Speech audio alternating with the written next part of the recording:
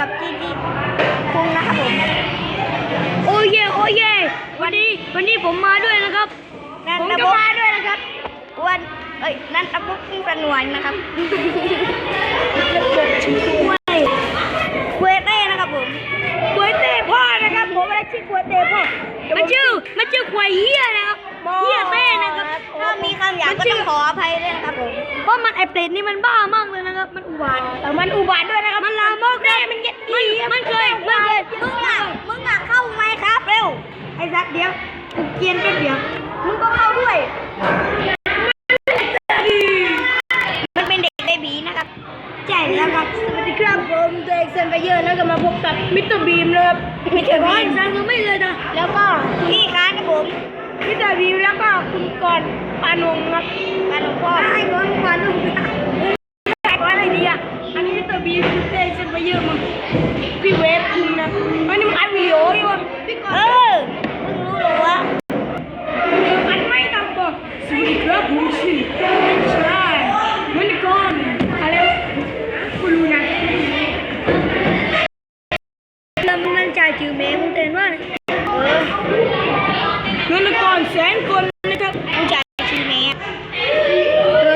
มันมีไว้ใต้หลังพักกูไม่อยากอีผู้ใดคนดักเอาแล้วครับแม่งกูไม่เล่นของกูแล้วมึงปล่อยแล้วก็เล่นเซิร์ฟนั้นอีเนี่ยเพราะว่าเซิร์ฟลุงวินเนี่ยเพราะว่ามีเอาพวกเราแล้วไม่มานานโอ้นะมันได้วิดีโออยู่ใช่ไหมเป็นนะถ่ายวิดีโออยู่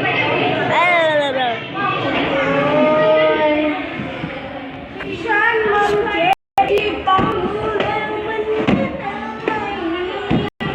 กูว่าเจ็บไม่ควรได้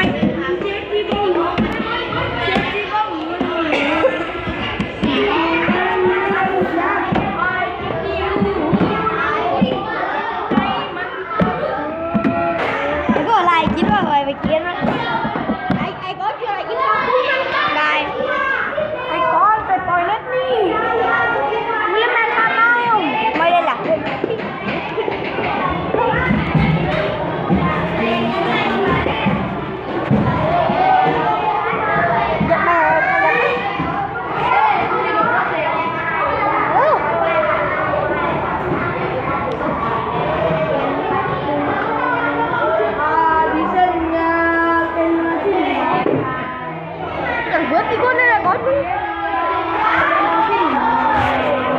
เจ็บแบบนั้นดี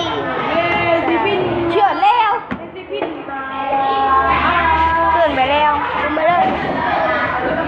ไม่แล้วกูต้องดูไปนี่ใช่ไหมกูต้องเรือนี่